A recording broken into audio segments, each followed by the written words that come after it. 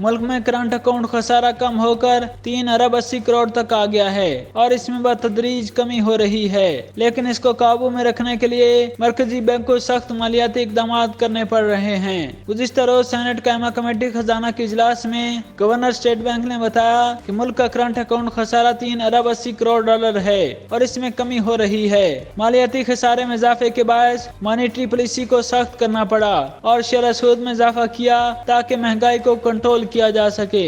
रवां माली साल current account खसारे का मतवक्के हदफ 10 अरब डॉलर था। साल के आखिर तक 7 अरब डॉलर करंट अकाउंट खसारा होगा।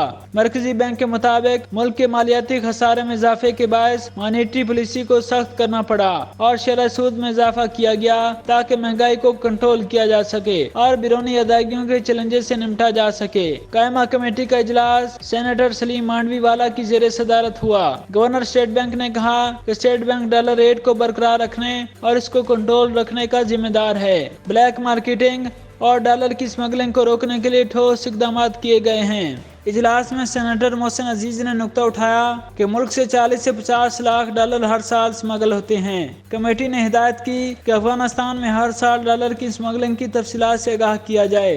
सेनेटर मोहसिन अजीज ने कहा कि इंटरबैंक और मार्केट में डॉलर के रेट में फर्क के बायस हुंडी और हवाला के जरिए डॉलर भेजे जा रहे हैं। कमेटी ने इंटरबैंक और मार्केट में डॉलर रेट के फर्क को फौरी हल करने की हिदायत की।